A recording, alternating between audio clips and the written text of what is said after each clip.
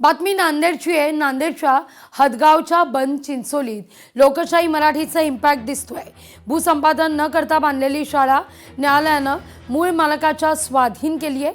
त्यानंतर विद्यार्थ्यांची गैरसोय होणार नाही याची काळजी घेतली जाते।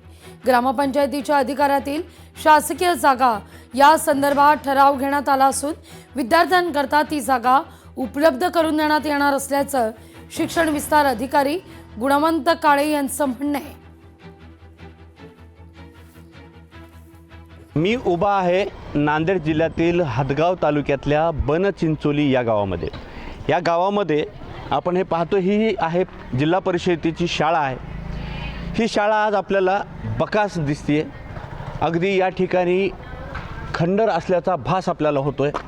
या ठिकाणी काही दिवसापूर्वी विद्यार्थ्यांची गलबल असायची। या प्रांगणामध्ये विद्यार्थी खेळायचे, बागडायचे, याच ठिकाणी डबा खायचे, याच वर्गखोल्यांमध्ये ज्ञानार्जनाचे धडे गिरवायचे।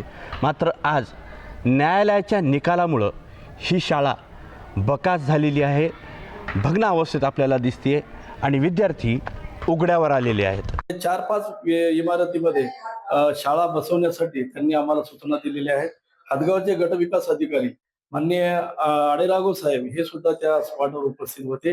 त्यांनी सुद्धा मुख्याध्यापक आणि सर्व प्रशासनाला सदरील जागा तात्पुरत्या व्यवस्थेमध्ये त्या प्रशासकीय इमारत भरा अशा पद्धतीने आम्हाला सूचना दिलेल्या आहेत। त्या पद्धतीनं आता आज आम्ही कारवाई केलेली आहे। ही बातमी कळाल्याबरोबर मी कलेक्टर कर्डिलेजींशी बोललो आणि त्यांना मी सांगितलं की ते जमीन मालक आहेत, त्यांच्याशी संपर्क करून जमीन जिल्हा परिषदेला दिलेली असं लिहिलेलं आहे आणि त्या हिशोबाने तर त्या जमीन मालकाशी बोलून एकदा चर्चा करून त्याला कसं सॉर्ट आउट करता येईल ह्याच्याकरता आम्ही कलेक्टरला सांगितलं नाही। नक्कीच आम्हाला खात्री आहे की जो जमीन मालक आहे त्यालाही वाटते की शाळा चालली पाहिजे, तर नक्कीच ती शाळा चालू कशी ठेवता येईल याच्याकरता प्रयत्न करू।